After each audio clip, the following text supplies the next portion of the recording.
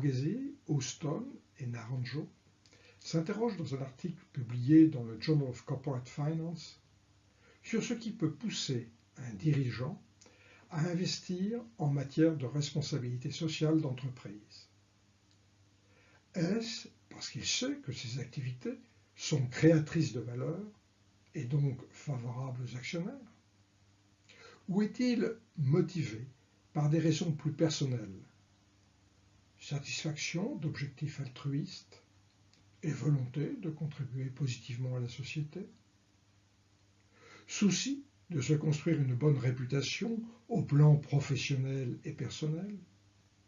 Ou encore, subit-il une pression forte des médias qui ne lui laissent guère de choix en la matière? Les auteurs ne s'attendent pas à ce qu'une raison particulière joue un rôle prédominant.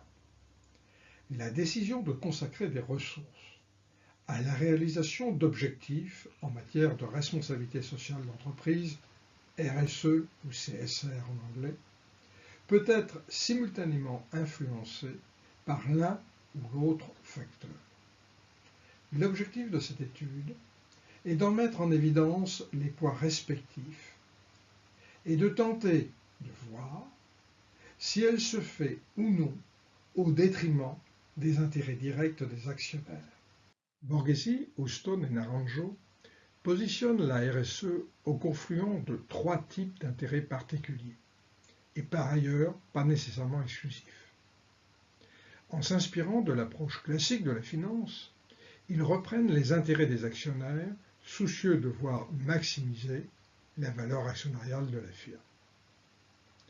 Au-delà, ils prennent en compte les intérêts d'autres parties prenantes, salariés, clients par exemple, et leurs influences en la matière. Enfin, ils considèrent les intérêts propres aux seuls dirigeants, qui sont des décideurs essentiels en matière de RSE. Selon une première approche, les actionnaires sont au cœur des décisions. En mettant en œuvre une bonne gouvernance, ils réduisent les conflits d'agences potentiels avec les dirigeants et alignent leurs intérêts. Les dirigeants sont alors incités à effectuer les investissements de RSE qui contribuent à améliorer les performances financières de l'entreprise et au-delà à augmenter la valeur actionnariale. Selon une seconde approche, ce sont les divers stakeholders qui sont particulièrement sensibles aux investissements en RSE réalisés par l'entreprise. Par exemple, les salariés peuvent apprécier de meilleures conditions de travail, les clients un plus grand souci de l'environnement, etc. Les conséquences directes sont soit une amélioration de la productivité, soit un accroissement du volume des ventes. Au total, les performances sont meilleures. Ceci est apprécié du dirigeant, dont la rémunération peut être affectée positivement. Dans ce cas, les actionnaires ne sont pas explicitement pris en compte. Les effets de la RSE peuvent être aussi bien positifs que négatifs pour eux. Concernant les influences propres aux dirigeants, Borghesi, Houston et Naranjo considèrent deux schémas possibles. Selon le premier, les dirigeants gèrent leur capital humain et sont soucieux de leur réputation professionnelle. Ils vont se construire une image positive, susceptible de générer un effet de halo favorable et pouvant cacher d'éventuelles déficiences. Ils le feront d'autant plus que la pression des médias en renforcera l'impact. Selon le second, ce sont des dimensions purement altruistes de ces personnalités qui les conduisent à s'intéresser à la société et à investir en RSE. En résumé, le but ultime de cette étude est d'apporter une réponse à deux questions. 1. Des facteurs propres aux dirigeants, qui peuvent être reliés à la fois à des traits altruistes qu'à un souci d'améliorer sa réputation, ont-ils une influence sur le niveau de ces investissements? 2. En quoi la pression qu'exercent les médias sur ces mêmes dirigeants amplifie ou non l'impact de ces facteurs propres.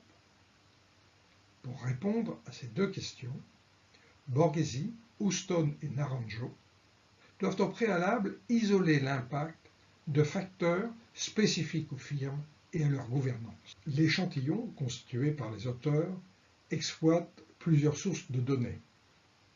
Concernant la RSE, il s'agit de la base KLD Research and Analytics. Les données financières proviennent de Compustat, les cours boursiers de la base CRSP, les caractéristiques des CEO de Compustat. Leurs contributions aux partis politiques ont été relevées sur le site du Federal Election Committee. Enfin, les indices de suivi par les médias des CIO ont été construits à partir de relevés effectués sur la base Factiva. Les données concernant leur rémunération et leurs caractéristiques propres viennent quant à elles de la base Execocomp. Au total, les auteurs ont réuni sur la période 1992-2006 11 700 observations ou firmes années concernant exclusivement des entreprises américaines. L'une des originalités de l'étude est de prendre en compte l'intérêt des CEO pour la chose publique à travers leur contribution au financement des partis politiques. Sur cet échantillon, près de 18% des CIO ont effectivement versé des sommes à l'un ou l'autre parti.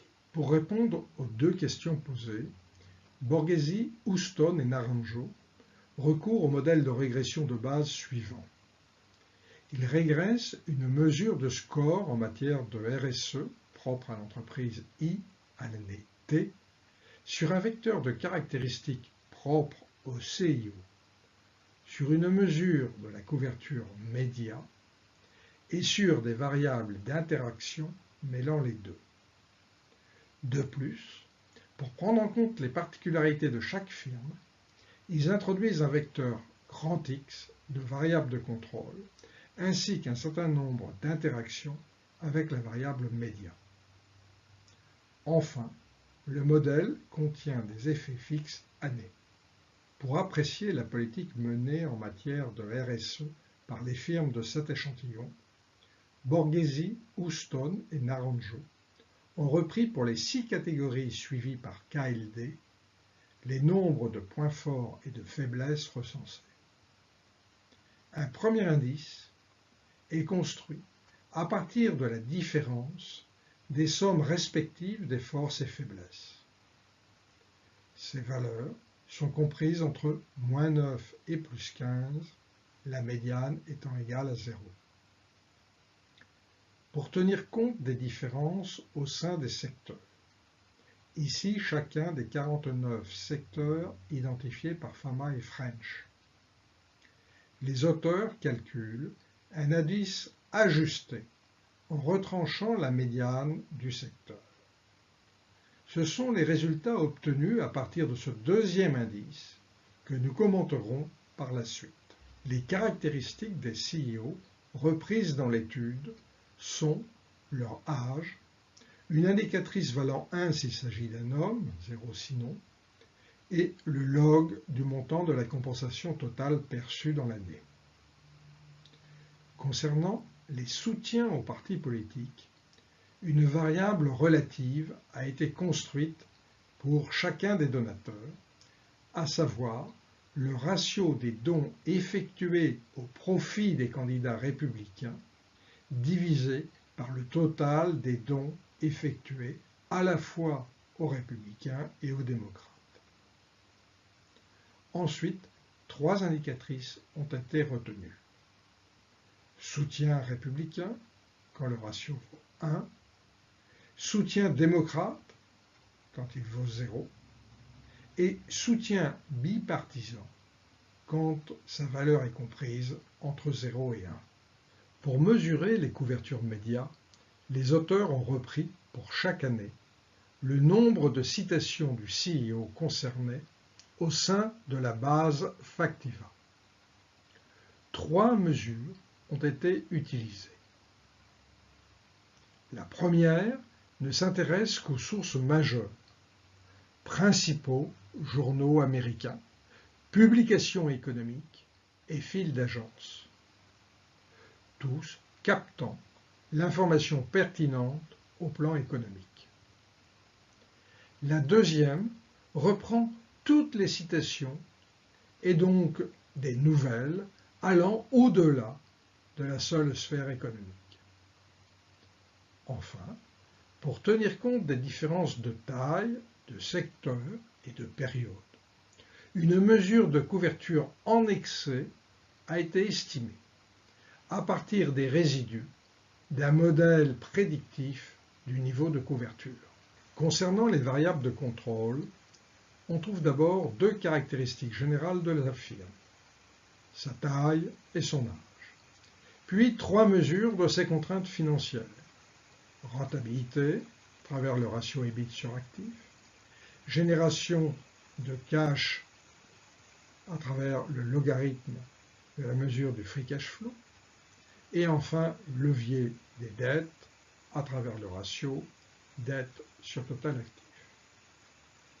On peut penser que plus une entreprise est rentable, plus elle dispose de free cash flow, plus elle a une latitude importante pour investir en RSE. En revanche, plus elle est endettée, plus elle est contrainte et moins elle peut dépenser en RSE. Concernant l'entreprise et ses marchés, les auteurs retiennent d'abord 3 indices d'Erfenda. Le premier est calculé à partir des ventes par segment et apprécie le degré de diversification des activités. Le deuxième à partir des ventes par zone géographique. Dans les 2 cas, plus les ventes sont concentrées, plus les efforts en RSE peuvent atteindre une cible spécifique. Le troisième est une mesure de l'intensité de la concurrence à partir de la répartition des chiffres d'affaires par firme au sein d'un même secteur. Enfin, le poids de la publicité est apprécié à travers le ratio dépenses en publicité sur vente. Pour finir, le vecteur de variable de contrôle contient des mesures de gouvernance. Plus cette dernière est forte, plus faible est la latitude des dirigeants à dépasser en matière de RSE. 3 mesures sont introduites. L'indice de Compass, le pourcentage du capital détenu par des institutionnels et enfin celui des insiders. Au sein de ce modèle de base, il est intéressant de noter que quelles que soient les spécifications retenues, les mesures de RSE varient bien en fonction des caractéristiques précédemment évoquées. Elles sont d'autant plus grandes que la taille est élevée, la rentabilité forte et la firme contrainte à effectuer des dépenses de publicité importantes. En revanche, les coefficients estimés de la régression sont significativement négatifs pour le levier des dettes, la diversification géographique et la part du capital détenue par les investisseurs institutionnels. Plus de contraintes et moins d'investissement en RSE. Concernant le cœur de cette recherche, on peut relever que les caractéristiques propres des CIO ne sont pas sans effet. Les coefficients associés aux variables CIO homme, CIO soutien républicain et CIO bipartisan sont significatifs. L'association est négative pour les 2 premières et positive pour le troisième. Le fait d'être une femme et d'intervenir à travers un soutien non partisan à la vie politique correspond aussi à une orientation plus tournée vers la RSE. Notons que l'âge et l'importance de la rémunération sont associés négativement mais peu significativement. L'introduction d'une variable d'intensité de la couverture média fait apparaître un effet positif très significatif, sans modifier les résultats précédents. Ici, seuls les résultats incluant la couverture en excès ont été repris. Il apparaît donc que quand les CIO sont exposés à une forte pression des médias, ils ont tendance à plus dépenser en RSE. Les effets des variables d'interaction sont moins évidents, seul le coefficient avec la rémunération est significatif, allant dans le sens d'une discipline plus stricte dans ce cas. Borghesi, Houston et Naranjo répliquent leur analyse, mais en calculant un indice de RSE non plus global, mais en fonction des 6 catégories définies par la base KLD. Par parcimonie, nous ne reprenons ici que quelques-uns des nombreux résultats proposés. Il apparaît surtout que les associations précédemment relevées ne se retrouvent pas systématiquement le long des 6 dimensions. Par exemple, l'effet d'un soutien exclusif au profit du Parti républicain est surtout négatif en matière environnementale. Peut-être est-ce dû ici à un lien avec des industries polluantes. L'impact des dons bipartisans est surtout plus marqué pour les domaines des relations au travail et l'humanitaire, en cohérence avec une ouverture aux problèmes de la société. Enfin, l'impact des médias se retrouve pour l'essentiel dans les 2 dimensions community et diversity. Ces résultats suggèrent l'idée que les médias sont surtout intéressés par ces thèmes et que les dirigeants voient dans ces investissements un moyen utile d'améliorer leur réputation. On peut craindre dès lors que tous les investissements en RSE soient plus favorables aux dirigeants qu'aux actionnaires. Borghesi, Houston et Naranjo fournissent en annexe quelques indications supplémentaires qui vont dans ce sens. Ils régressent les rendements en excès du taux sans risque des titres de l'échantillon sur les 4 facteurs market, small minus big, high minus low et momentum. Et enfin, le score en RSE. Il apparaît un coefficient négatif et significatif pour ce dernier facteur. En conclusion, indépendamment de savoir si les initiatives en matière de RSE contribuent à l'amélioration de la valeur de l'entreprise, on peut observer que les investissements en RSE fluctuent en fonction des caractéristiques des entreprises. Ces investissements sont par exemple plus importants au sein des firmes de grande taille, au sein des firmes rentables et peu endettées, ou encore des firmes consacrant des budgets importants à la publicité, et donc susceptibles d'être sensibles à l'appréciation de leurs clients. Les traits du CIO affectent aussi ce genre de dépenses. Elles sont plus importantes quand le CIO est une femme, quand il est jeune, quand il donne aux 2 grands partis et quand il est sous la pression des médias. Tout ceci semble conforter la thèse que des raisons propres au CIO, altruistes parce qu'il porte une attention particulière à la société, tout simplement intéressé parce qu'il a un grand souci de sa réputation. Il semble donc que ces raisons propres au CIO aient une influence sur les investissements en RSE. Ces investissements peuvent dès lors s'éloigner du seul objectif de servir la valeur actionnariale et être réalisés pour partie au détriment des actionnaires. D'ailleurs, lorsque ces derniers sont plus puissants, ce qui est certainement le cas des actionnaires institutionnels, ils paraissent avoir une influence significative pour les freiner. Au total, cette étude donne un éclairage complémentaire également sur des questions de gouvernance.